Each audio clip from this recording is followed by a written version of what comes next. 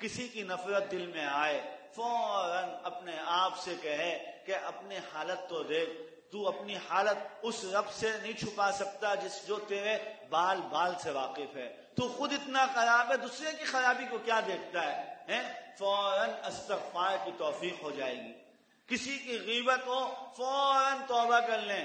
اگر مجلس میں یاد نہیں آئی، اٹھ گئے، غیبت ہو گئی، خیال آیا بعد میں، یہ مت بولیں کہ اس کا حق ہی یہی تھا، اس کو تو بولنا ہی ایسے چاہیے. نہیں، فوراً توبہ. اے اللہ مجھے معاف فرما دے، مجھ سے غلطی ہو گئی، میں نے غیبت کر دی، تو کم از کم وہ ختم ہو جائے گا، وہ بیج نکل جائے گا، ختم ہو جائے گا. لیکن آج ہم نافرمانیاں کرتے ہیں اور اس پہ ڈٹ جاتے ہیں. میرے محترم، یہ بہت خطرناک بات ہے.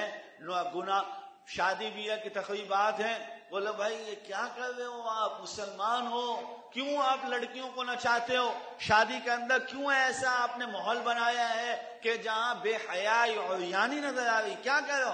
کیا جواب دیتے ہیں؟ نہیں بولتے ایسے کہ یا اللہ ہمیں معاف کرے، ہم گناہگار ہو گئے، ہم خطاکار ہو گئے. ہاں، ہمیں یہ خیال آ گیا کہ ہم سے بہت بڑی غلطی ہوئی ہے، ہم نے گناہ کیا ہے. یوں نہیں کہتا کوئی. کیا کہتے ہیں؟ بھائی ایک ہی شادی ہے، ایک ہی بیٹا ہے، ایک ہی بیٹی ہے، شادی ہر دفعہ تھوڑی ہوتی ہے.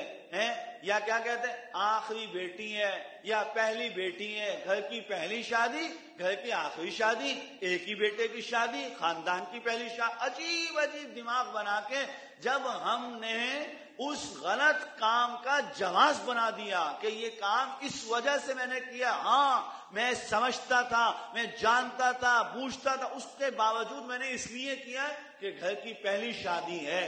تو میرے محترم دیکھ لیجئے، ہمارے معاشرے کے اندر نظر آ رہا ہے کہ پھر گھر میں وہ ایک ہی شادی ہوتی ہے، اس کے بعد کی بیٹیاں، اس کے بعد کے بیٹے رولتے رہتے ہیں اور اللہ کی طرف سے خوشیاں نہیں آ رہی ہوتی. یہ ایک دو جگہ نہیں ہے، سینکڑوں جگہ.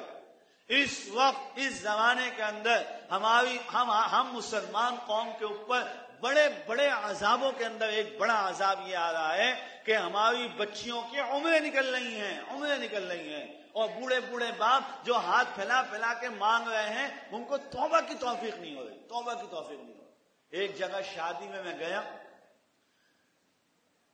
یہیں وہ نوجوان آتے تھے، بزید ہو گئے کہ نکاح آپ نے پڑھانا ہے. بھائی سب دیکھو، الگ الگ نظام ہونا چاہیے، مرد الگ عورت الگ. اللہ نے ایک پردہ رکھا ہے، ایک حیا رکھی ہے، اور خصوصاً ان شادی بیاہ کے موقعوں پر اوپر اللہ الامان والحفیظ کہ خواتین کا بس نہیں چلتا کپڑے اتار دیں.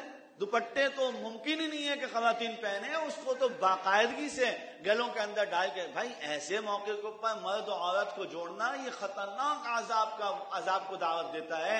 میں عرض کروں، دو آدمی مل کے گناہ کریں تو اللہ کی پکڑ آتی ہے، جب اتنے سارے مل کے کریں تو یہ تو بہت خطرناک. بڑا ان کو سمجھا، ہاں نہیں، صرف آپ جب نکاح کے لیے آئیں گے بالکل ایسا انتظام ہوگا. ویسے بہرحال میں ناظم آباد میں ہوتا تھا، مجھے لے گئے، گاڑی آئی، چلے گئے. جب وہاں پہنچے، اندر داخل ہوئے، کیا منظر دیکھا بھائی، وہ تو سب مکس بیٹھے ہیں، خواتین بھی اور خوانین بھی سارے مل کے بیٹھے ہیں. میں وہیں سے واپسی ہوا. میں نے کہا ناممکن سی بات ہے کہ اس بےہودہ مجلس کے اندر ہم بیٹھے ہیں، یہ تو اللہ کے عذاب کو دعوت دینے والی مجلس ہے. مرد و عورت کی تمیز کیے بغیر ایسی خطرناک مجلس میں تو نہیں بیٹھ سکتا. میں واپسی لوٹا. میں جب لوٹنے لگا تو اتفاق ایسا ہوا، اسی وقت دلہا کی گاڑی آ گئی. دلہا میاں نے جو دیکھا کہ قاضی صاحب تو واپسی کی طرف بھاگ رہے ہیں، دلہا صاحب میرے پیچھے پیچھے بھاگے. اب قاضی صاحب، ان کو تو خطرہ تھا کہ بھائی قاضی گیا تو پھر نکاح کون پڑھائے گا. یہ مشہور مقولہ ہے، اب ختم ہو گیا. کہا میاں بیوی راضی تو کیا کرے گا قاضی، اب نہیں ملتا قاضی آسانی سے. انہوں نے بولا تو قاضی صاحب واپسی بھاگے ہیں.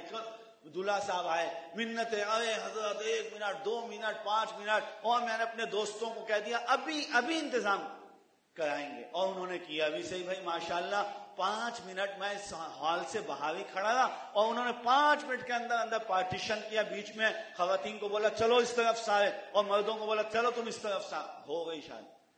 جب نکاح ہو گیا، دلہا میاں آ کے بیٹھے ہیں تو ان کے بڑے بھی کچھ ملنے آئے. میں آپ کو اس پہ عرض کر رہا، سفید داڑھی والے 3-4 بزرگ وہاں بیٹھے ہوئے، بزرگ بوجہ عمر کے بزرگوں کی 2 قسمیں ہیں. ایک مرتبے کے بزرگ ہوتے ہیں، ایک عمر سے بزرگ ہوتے ہیں. تو وہ عمر کے بزرگ تھے، سفید سفید داڑھیوں والے لوگ. تو وہ مجھے دلہا میاں بیٹھ کے بتا رہے، کہنے لگے کہ یہ جو مکس گیدرنگ تھی نا وہ ان تینوں بزرگوں کی وجہ سے تھی. یہ لڑ رہے تھے کہ میاں سب ہماری بچیاں بچے ہیں تو کیا ہو گیا، سب مل کے بیٹھیں گے. تو میرے محترم یہ حالات ہو گئے. قوم کے بڑے اگر بگڑ جائیں تو اس قوم کا کیا حال ہوگا کہ آج ہمارے بڑے بڑے لوگوں کو سمجھ میں نہیں آ رہی، بڑے بڑے لوگوں کو سمجھ میں نہیں آ رہی کہ ہم اللہ کی نافرمانی کر رہے ہیں، اللہ کی نافرمانی.